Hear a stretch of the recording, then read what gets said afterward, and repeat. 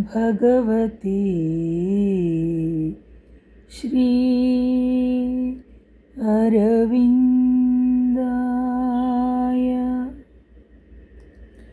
అందరికీ నమస్కారం.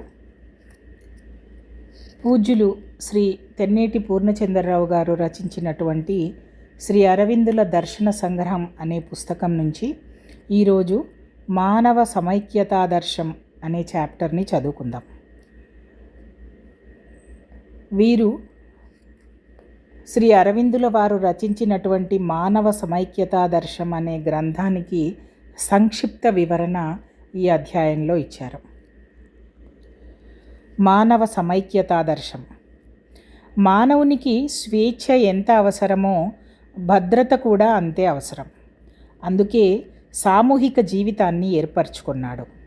కానీ సమూహాల మధ్య రక్తపాతానికి కారణమైన యుద్ధం కొన్నాళ్ళు, ఉండి ఉండనట్లుగా ఉన్న శాంతి కొన్నాళ్ళు ఉంటూ వచ్చాయి.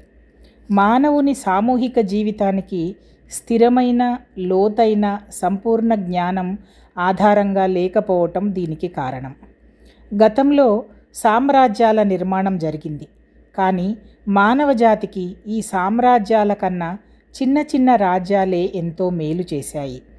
హిబ్రూ జాతులు, గ్రీకు పట్టణ రాజ్యాలు, మధ్యయుగాల నాటి చిన్న చిన్న భారతీయ పట్టణాలు, పల్లవ, చాణుక్య, పాండ్య, చేర రాజ్యాలు మానవ జాతికి మహనీయ సాంస్కృతిక వైభవాలను అందించాయి. చిన్న ప్రదేశాలలో సరళమైన వ్యవస్థలతో ఉన్న సామూహిక జీవనం వల్లనే మానవ జాతికి ఎంతో అభ్యుదయం చేకూరినట్లుగా చరిత్ర చాటి చెబుతున్నది. వ్యక్తి సమూహములు ఒకదాని మీద ఒకటి ఆధారపడి ఉన్నాయి. సమూహం విస్తరించిన కొద్దీ సామరస్యతకు సంబంధించిన సమస్యలు తల ఎత్తుతాయి. వ్యక్తికి, సమాజానికి మధ్య కుటుంబం, వంశం, తెగ, వర్గం, నగరం మొదలైనవి చిన్న చిన్న సమూహాలు ఎన్నో ఉంటాయి. ఈ చిన్న చిన్న సమూహాలకు వీటన్నింటినీ ఇముడ్చుకొని ఉన్న సమాజానికి భౌతిక స్థితి ఏకరూపతను అంటే యూనిఫామిటీని కోరితే జీవితం, మనస్సు వైవిధ్యాన్ని, వ్యక్తి వికాసాన్ని వాంఛిస్తాయి. అభ్యుదయం ముందుకు సాగిన కొద్దీ వైవిధ్యానికి, వ్యక్తి వికాసానికి ప్రాముఖ్యత లభిస్తుంది. పాశవిక సాహచర్యం నుండి దేవసంఘం వరకు కూడా ఈ పరిణామం కొనసాగుతుంది. అయితే దీనికి మార్గం రాజ్య వ్యవస్థ కాదు. రాజ్య వ్యవస్థకు ఉండే అహం వ్యక్తి అహం కన్నా గొప్పదేమీ కాదు. ఇది ఇంకా శక్తివంతమైన, నిర్దాక్షిణ్యమైన అహం.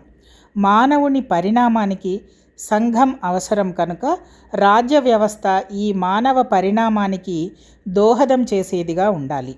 బాహ్య నిర్బంధాలు లేనటువంటి స్వేచ్ఛా సాహచర్యం, ఏకత్వం ఈ లక్ష్యాన్ని సాధిస్తాయి. స్వేచ్ఛ, సమానత్వం, సౌభ్రాతృత్వం ఈ మూడు అంతరాత్మకు సంబంధించిన దైవాలు. బాహ్య సంఘ యంత్రాంగం కానీ, వ్యక్తిగత సామాజిక అహంకారం కానీ వీటిని సాధించలేవు. సౌభ్రాతృత్వం ఈ మూడింటికి కీలకప్రాయమైన సూత్రం. స్వేచ్ఛ, సమానత్వం, ఏకత్వం అనేవి ఆత్మ చైతన్య లక్షణాలు. ఆధ్యాత్మిక యథార్థతను గుర్తించలేకపోతే ప్రపంచ రాజ్య వ్యవస్థను నిర్మించాలనే మన స్వప్నం ఒక స్వప్నంగానే మిగిలిపోతుంది. శ్రీ అరవిందులు అన్నారు, మానవ జాతికి ఆధ్యాత్మిక మతం ఒక్కటే తరుణోపాయం అని. ఆధ్యాత్మిక ఏకత్వం మనస్తత్వ ఏకత్వానికి త్రోవ తీస్తుంది. స్వేచ్ఛగా అంతర్గత వైవిధ్యాన్ని అంటే స్వేచ్ఛగా బాహ్య ప్రకటనను అవలంబించడం ఆధ్యాత్మిక ఏకత్వంలో ప్రధాన సూత్రం. ఏకత్వం అంటే ఏకరూపత కాదు. ఏకత్వం అంటే భిన్నత్వాల ఏకత్వం. స్వతంత్ర వ్యక్తుల సామరస్య స్థితి, ఆధ్యాత్మికత్వం రానిదే పూర్తి స్వేచ్ఛ రాదు. అంతవరకు ఏదో ఒక బాహ్య వ్యవస్థ నియంత్రణ అవసరమే అవుతాయి.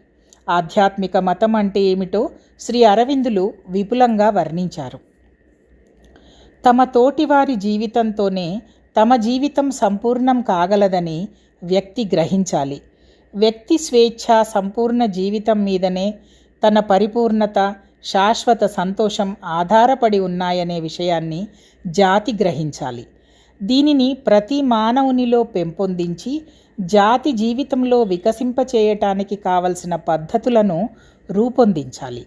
లేకపోతే అన్ని భావాలలాగే ఇది కూడా అంతరించిపోతుంది. ఇది జరిగేదాకా యాంత్రిక విధానాలు కొనసాగవలసిందే కానీ ఈ సత్యాన్ని గ్రహించి తమలో దానిని వృద్ధి చెందించుకునే వ్యక్తుల సంఖ్య పెరగటమే మనకు మిగిలి ఉన్న ఆశ. మానవ సమైక్యతాదర్శం అనే గ్రంథానికి వ్రాసిన పోస్ట్ స్క్రిప్ట్ చాప్టర్లో ఏదో ఒక విధమైన ప్రపంచ రాజ్యాల ఏకత్వం అనివార్యమనే అభిప్రాయాన్ని శ్రీ అరవిందులు వెల్లడించారు. స్వేచ్ఛా రాజ్యాలు తమంతట తాముగా కావాలని ఏర్పరచుకునే ఫెడరల్ వ్యవస్థ బహుశా రూపొందవచ్చు. అందులో ఒకరికొకరు లొంగి ఉండడం, నిర్బంధ అసమానత్వం ఉండవు. ఇటువంటి ప్రపంచ రాజ్య వ్యవస్థ శాశ్వతంగా కొనసాగవచ్చు. అయితే ఇది అనుకున్నంత సులువుగా జరగదు. అడుగడుగునా విఘాతాలు, ప్రమాదాలు పొంచి ఉంటాయి. విప్లవాలు, తిరుగుబాట్లు చెలరేగుతాయి. అయినా సరే ఈ విశ్వ ఫెడరల్ వ్యవస్థ ఒకసారి ఏర్పడితే మానవ జాతి సమైక్యత కలగా మిగిలిపోదు. War and self determination. యుద్ధం, స్వయం నిర్ణయం. మొదటి ప్రపంచ యుద్ధ కాలంలో ఆర్యపత్రికలో శ్రీ అరవిందులు యుద్ధ పరిస్థితిని గురించి కొన్ని వ్యాసాలను వెలువరించారు. 1920వ సంవత్సరంలో ఈ వ్యాసాలను పుస్తక రూపంలో ప్రచురించడం జరిగింది.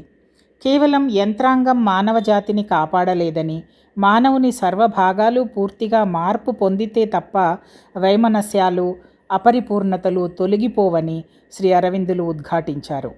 ఉత్పత్తి, వ్యాపారం, ప్రజాస్వామ్యం, అంతర్జాతీయ న్యాయ వ్యవస్థలు, విజ్ఞాన శాస్త్రం మొదలైనవి మన సమస్యల్ని పరిష్కరించి యుద్ధాన్ని నివారిస్తాయని ఆశించటం భ్రమ. మనకు కనిపించని శక్తి, ఏదో ఒక ఫోర్స్ ఈ ప్రపంచాన్ని నడిపిస్తోంది. ఆత్మజ్ఞానం ఆధారంగా ప్రవర్తించే ఉన్నత ధర్మ పరిపాలన క్రింద మాత్రమే మన సమస్యలు పరిష్కారమవుతాయి. అంతరంగంలో నుంచి బాహ్యంలోకి జీవించాలే కానీ బాహ్య వ్యవస్థలు, యంత్రాంగాలు మానవుని పరిపూర్ణుని చేస్తాయని అనుకోవటం అడియాస. ఆధ్యాత్మికమైన మార్పు మాత్రమే మెరుగైన మానవ స్థితికి అనుమతిని, ఆధారాన్ని ఇవ్వగలుగుతుంది. లీగ్ ఆఫ్ నేషన్స్, నానాజాతి సమాఖ్య, సంయుక్త రాజ్య సమితి, యుఎన్ఓ మొదలైనవి శాశ్వత పరిష్కార మార్గాలు కావు. సోషలిస్టు రాజ్యం అయిన రష్యా ఆవిర్భావం ప్రపంచ నాగరికతలో ఒక దశ ముగిసిన తర్వాత మరొక దశకు, ఒక కొత్త విధానానికి ఆహ్వానం పలుకుతున్నది. దీనితో పాటు ఆసియా ఖండ పునరుజ్జీవనం కూడా మొదలైంది. ఈ రెండు అంటే సోషలిజం మరియు ఆసియా పునరుజ్జీవనం ప్రపంచ పురోగతిలో చాలా ముఖ్యమైన ఘట్టాలు.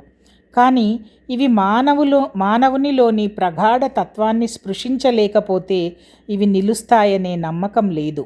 శ్రీ అరవిందులు ఆనాడే చెప్పిన ఈ మాట అక్షరాల నిజం కావటం, సోవియట్ యూనియన్ చిన్నాభిన్నం కావటం గమనించదగిన అంశం. అమ్మ కూడా రష్యాని గురించి ఇలా అన్నారు. ప్రధానంగా వారు ఒప్పుకోవటం లేదు కానీ వారి ప్రయోగం విఫలమైంది. రష్యా కనుక సరి అయిన వైపునకు వస్తే మాత్రం అద్భుతంగా ఉంటుంది. అలాగే ఆసియా పునరుజ్జీవనం కూడా సహాయపడదు.